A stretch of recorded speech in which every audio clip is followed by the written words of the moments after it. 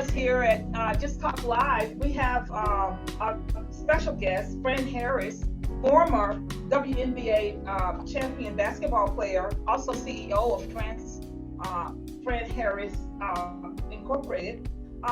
And just to know a little bit about us, Just Talk Live is a show with two cultured women hosting live or virtual TV. Of course, this includes topics anywhere from current events, politics, finance, sports, race relations, entertainment, and so much more. And of course, we have our host, Dr. Deborah, ready to go. So why don't you take it from there? All right. Thank you so much, Miss T. You're welcome. Yes. So now, Fran, we just want to thank you again for being patient with all of this tech stuff, and we finally got it going. So I want to begin by asking you some general questions. Now, one of the things that I share with Cynthia or Miss T, that bully-proof my company. So we might touch on that, but I also know that you are a mentor of basketball players. You're a professional coach, business coach. You're CEO of Fran Harris Enterprises, and if it's business, you've done it.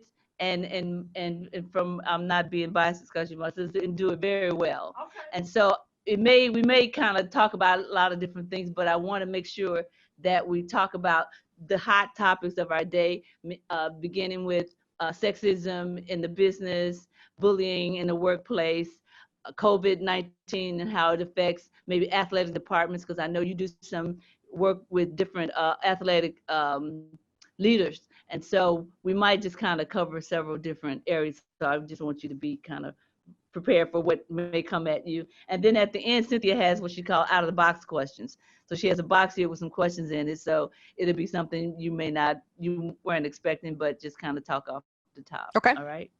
All right. So with all the things going on from COVID-19 to the racial climate and policing, to sexism in the workplace, what can good business leaders, how can they train or teach or influence their constituents related to those things?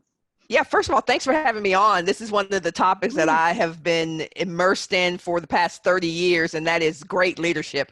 You know, not just good leadership, but what are great leaders doing during this time right now with so much going on? And I think one of the things that really intuitive and great leaders focus on right now is the care, the emotional, physical, psychological, and mental, wherewithal of their departments. And so one of the things that I've been talking to a lot of CEOs about is really what is our inner culture? What is it that people feel as a part of our team in the corporation? And so for some of those folks, that has to do with kindness. For some of those folks, it's about productivity. For some of those folks, it's about safety. But I believe that great leaders right now are attempting to get in touch with how their folks are feeling. And whatever that looks like for them is a step in the right direction. So what are they feeling? Are they feeling safe? Are they feeling supported? Are they feeling like they can thrive in this environment? So they should have dialogue with their people. Is that what you're saying? They should begin to. I'm saying they should check in to see how they're feeling. Like it won't be anything. Yeah, it won't be anything major. It won't be anything based on a framework. It's good old fashioned human. How is everybody doing? Checking in. Great leaders right now are checking in with their folks. Right. Got you. Cool. So so is there anything, have you experienced great leaders at work at this point in the climate that we're living in? And how is it going? Yeah, some of the things I've seen that I believe are exemplary. I've seen some athletic directors send very heartfelt emails because everybody's kind of quarantining. So they don't have the luxury of seeing one another right now because they've been asked to stay away. I've seen some great heartfelt leadership from athletic directors and CEOs that just said, hey, this is how I am feeling. I am a a Black man in an environment where my sons and my daughters are not feeling safe. Or you've had some folks who were not Black or brown who've said, I don't know what you are personally experiencing. The last thing I want to do is to say, I know what you feel, but I will tell you this, that I am impacted by this because I see the way you're impacted by it. And because what's happening in the world is not, it's a travesty. It's not okay. So I've seen some tremendous dialogue from the top down and from the bottom up. That's just been open, honest, real, and transparent. And I believe those things, when they're in play, are always great for organizations and teams. So it sounds like it's working. If people would just take that approach, that's where you start having those kinds of conversations. And then everybody's, based on what you just said, everybody's being very transparent and very real about what they know and don't know, and what other people are experiencing. Is that what I hear you saying? Yes. Is there anything, so is there any discussion about what's next, you know, as it relates to those conversations? You know, what can we do once this thing, you know, starts to quell in some way?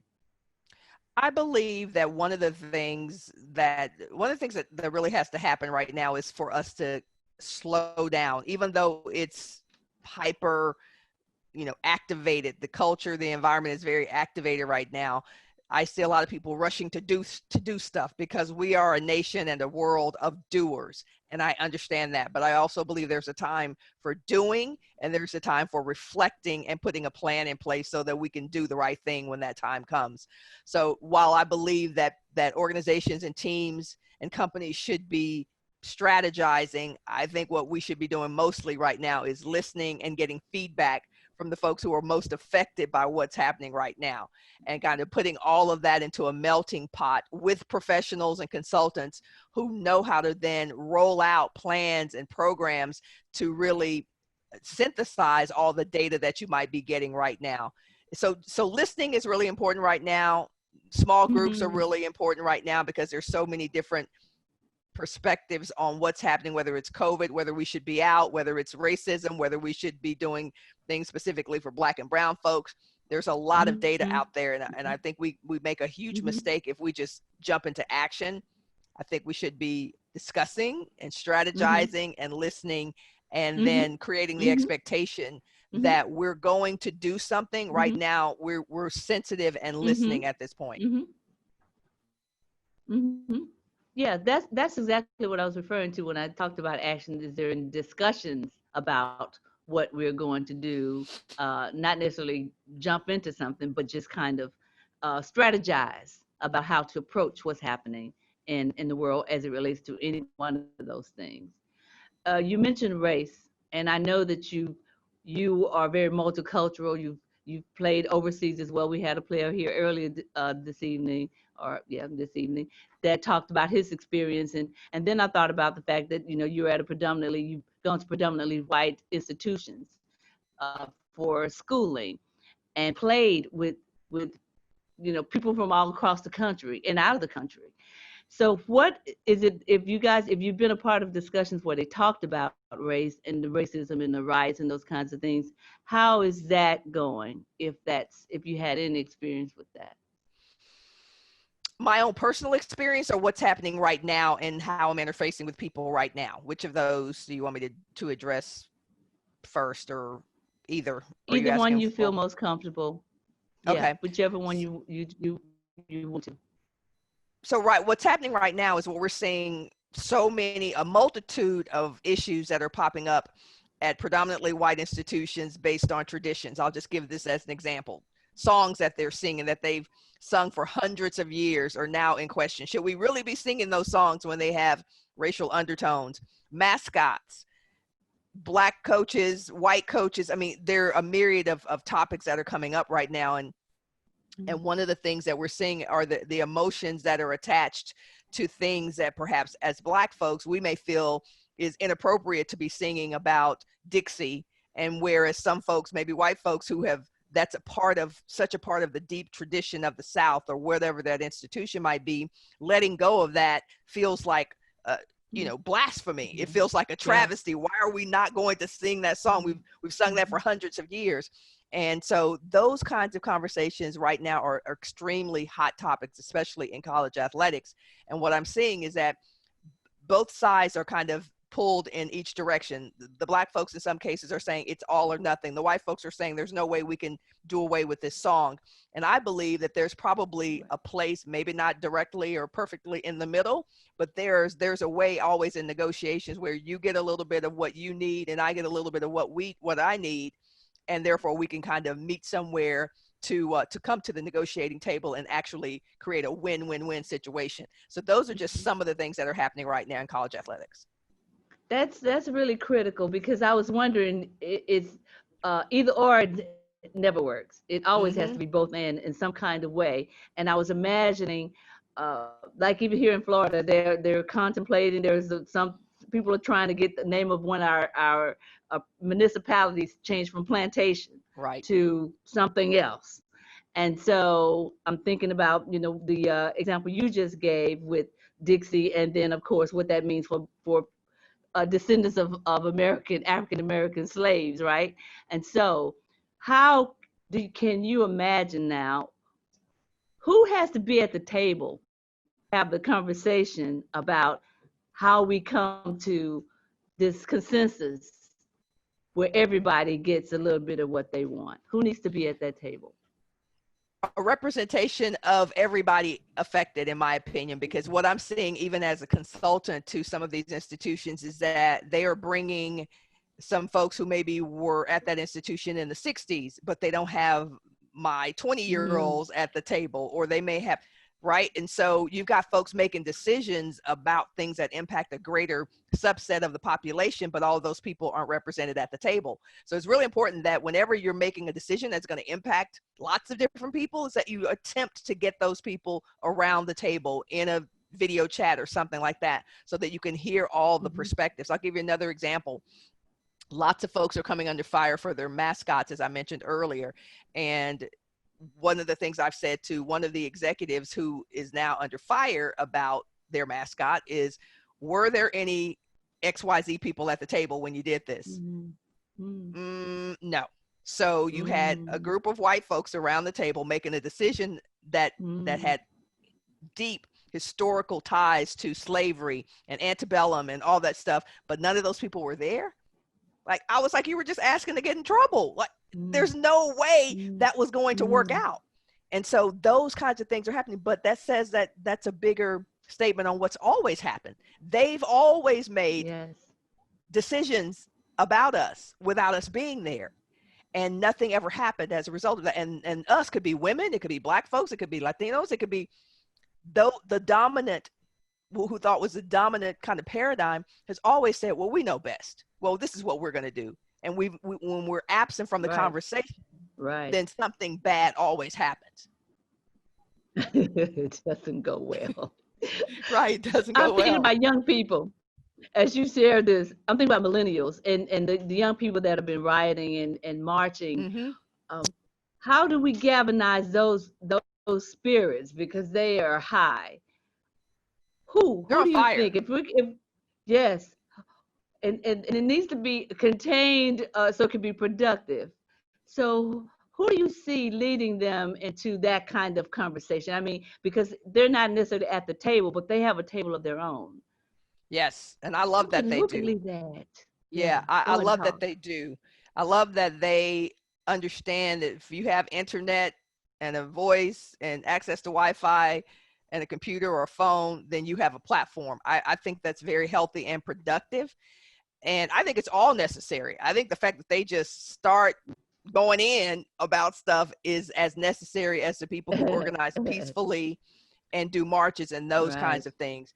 But I believe that there is a need for the people who are fighting for the same things, even if we're not fighting the same way, for us to have a meeting of the minds and to say, okay, let's put on the table the 3 or 4 things we want to get done in the next 18 months.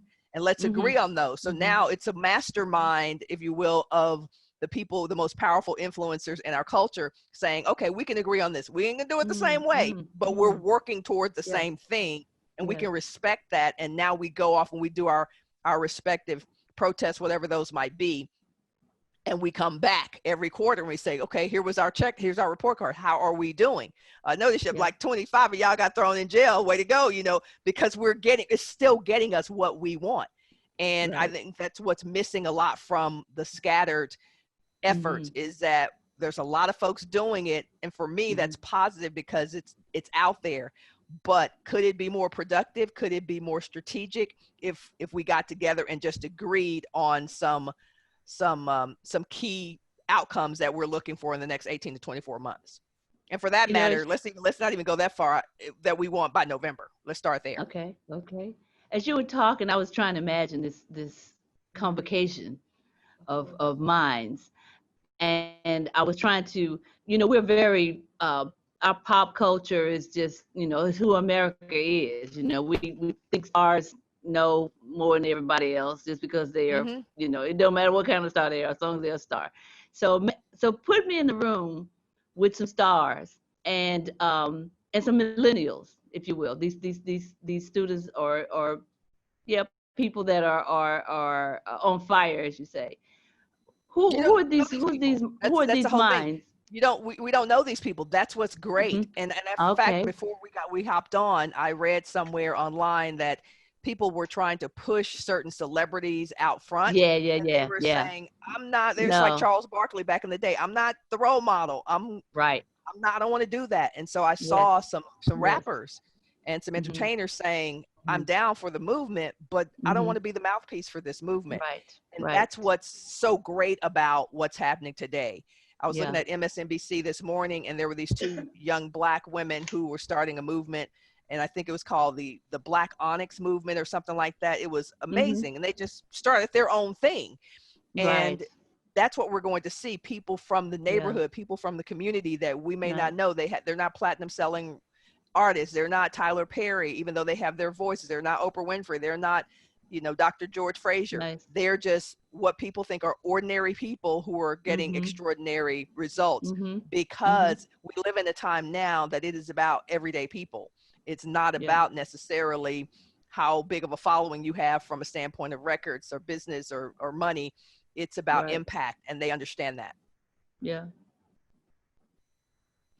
As you were talking, Dave Chappelle did a YouTube special where he had people, sit apart, 6 feet apart, and he talked about, his rage about it, and again saying, I'm not that person either.